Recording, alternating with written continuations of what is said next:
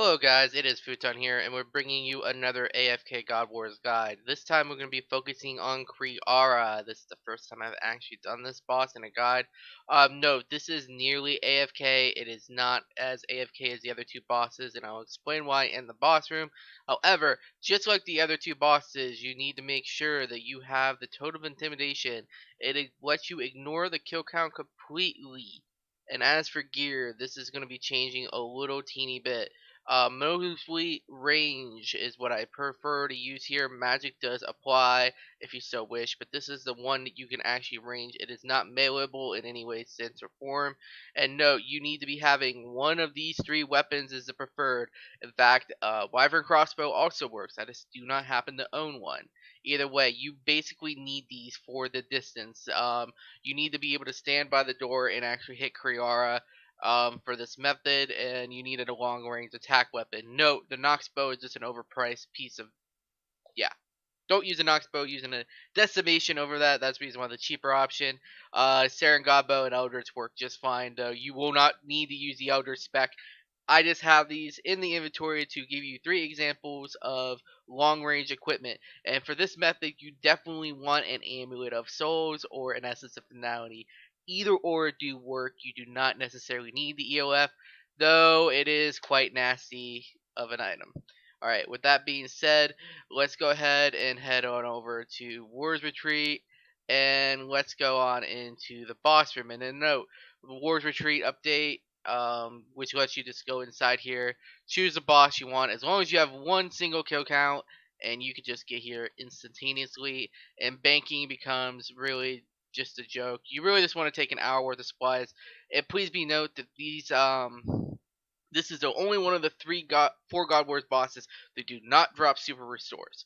So you will never get super restores out of here, but you will get food, hence why there's so much more.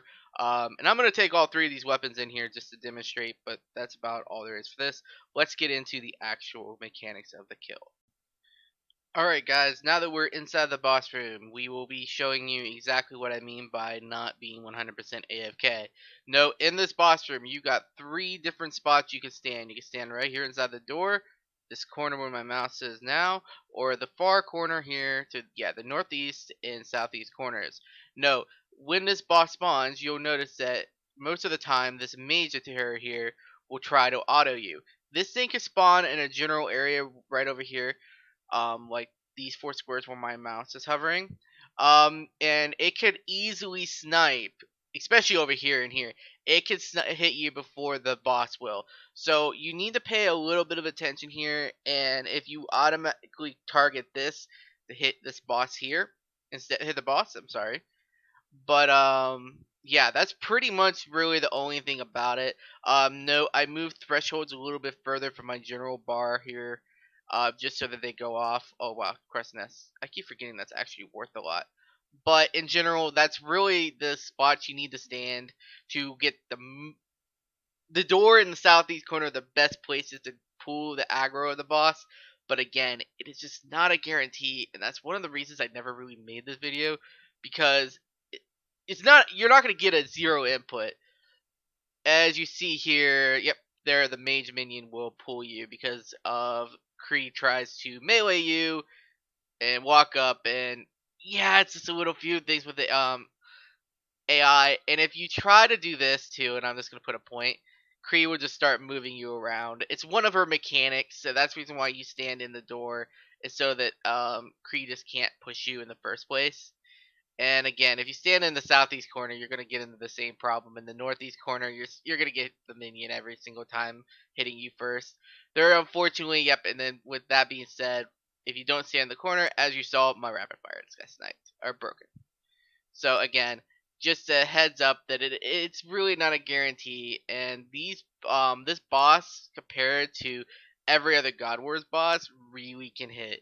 And again, with regards to prayer, be ready to bank a lot more with this one, because these guys don't drop prayer pots. I mean, you could run in here with penance if you want. Personally, I've been using my penance on shadow creatures for elites.